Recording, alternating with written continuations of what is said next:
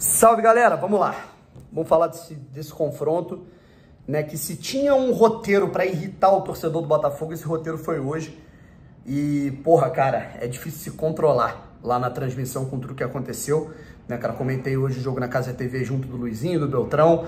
E aqui a gente vai ter que separar as duas coisas, tá bom, rapaziada? O que foi, assim, o que aconteceu de patético do evento, da logística, do estádio, né, da falta de estrutura e de qualificação do Mané Garrincha para receber um jogo de futebol, a verdade é essa, e da segurança em todos os sentidos, e também, claro, sem deixar de ressaltar a partida tenebrosa feita pelo Botafogo. Ponto. Foram vários fatores que não, assim, nada pode ser ignorado em tudo isso. Se inscreve aqui no canal, deixa o like, ativa o sininho para você não perder nenhuma novidade e vamos por parte. O jogo começa da seguinte maneira: 30 segundos, Daniel Borges entrega o gol para o Flamengo. A verdade é essa. O Botafogo ele teria a iniciativa do jogo, a pressão estava do lado do Flamengo, que está pressionado, o Botafogo tomaria a iniciativa, a torcida do Botafogo no estádio estava mais confiante. O Daniel Borges entrega a bola no Matheus Gonçalves, o Carly, que, cara, já está numa marcha muito mais lenta do que o normal, temporiza errado, o Matheus faz 1-0, e aí a confiança vai toda para o lado do Flamengo. E o Botafogo não sabe lidar com adversidades. O Botafogo não sabe lidar com algo diferente que pode acontecer numa partida. O Botafogo tem um planejamento. Ah, alguém foi expulso. Ah, tomou um gol muito cedo. Ah, aconteceu isso. O Botafogo tem que saber lidar com esse tipo de coisa, cara. Não é sempre que o Botafogo vai conseguir neutralizar a marcação, fazer tudo direitinho, sabe?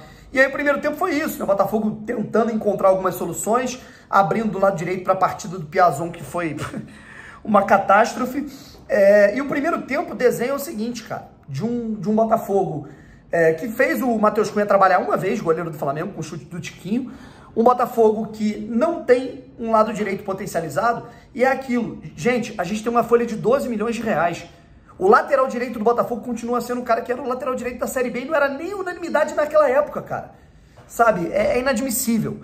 A gente fala aqui do elenco, a gente fala aqui da situação enfim, cara, do planejamento do Botafogo, né, do time, mas, porra, pra isso não tem como você relativizar isso, cara. Não tem como relativizar o Textor ter como no seu planejamento o Daniel Borges como lateral direito do Botafogo até hoje, cara. Aí o Rafael, porra, no último jogo foi expulso e tal, beleza, agora vem um lateral, mas, cara, já era pra ter vindo lateral antes, cara.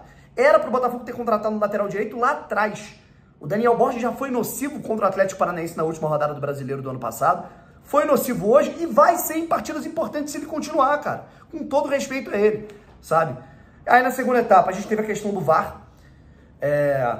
Primeiro de tudo, cara, a péssima logística em todos os sentidos do Mané Garrincha para sediar um evento de futebol, sabe? A verdade é essa. Sem luz, credenciamento complicado, você tem que dar uma volta inteira no estádio para resolver as coisas, ninguém sabe de nada. Uma zona, o lugar é uma zona, uma várzea completa, sabe? E aí, o que a gente tem? Um problema de luz, né? Os jogadores já reclamando que não estavam enxergando nada no primeiro tempo. A luz, ela até retornou, mas num determinado momento, pro VAR, a luz não estava funcionando, superaqueceu e não dava para traçar as linhas do VAR. Ou seja, um impedimento só poderia ser marcado se fosse um impedimento muito claro. Olha isso, cara. Vocês têm noção do que é isso?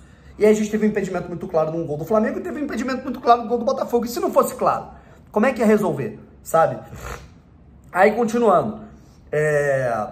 O Botafogo tentou fazer alterações, o Flamengo até voltou melhor no segundo tempo, retendo mais posse, criando mais oportunidades, o PR trabalhou, o Matheus Cunha não.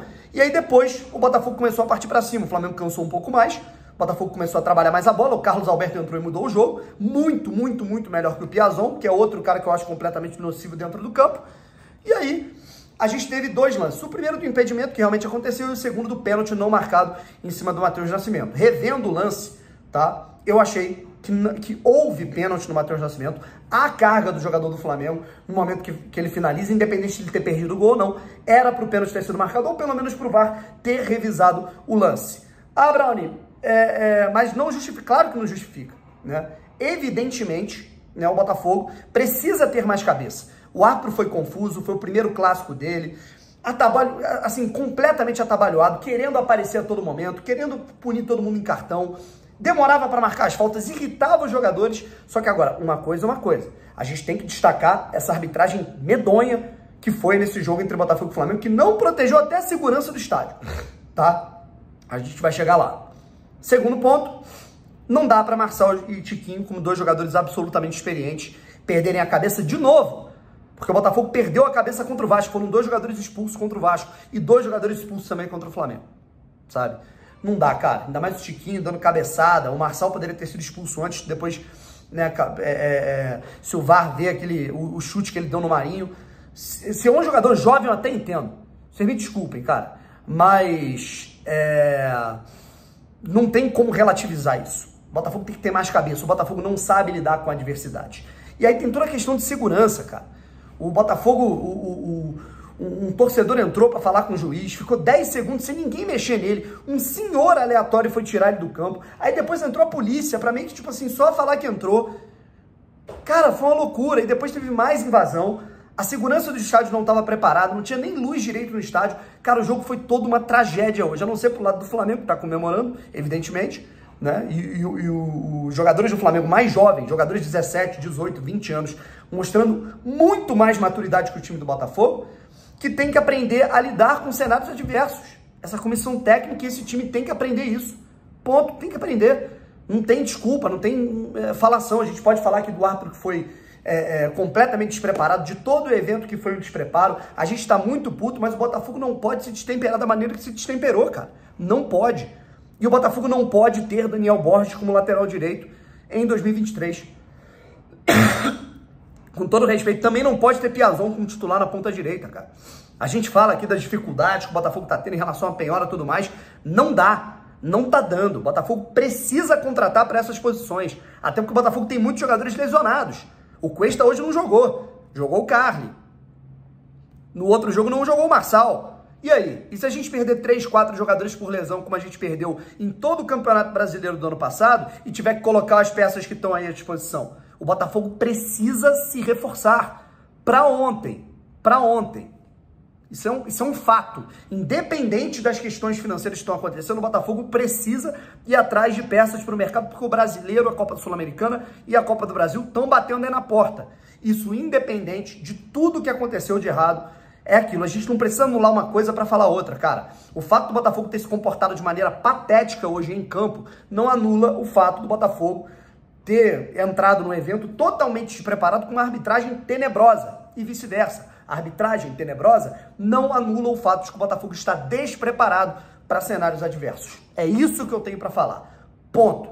Nos vemos amanhã, a gente discute mais algumas questões. Teve a lesão do Patrick também. Outras situações aconteceram. Valeu? Fui.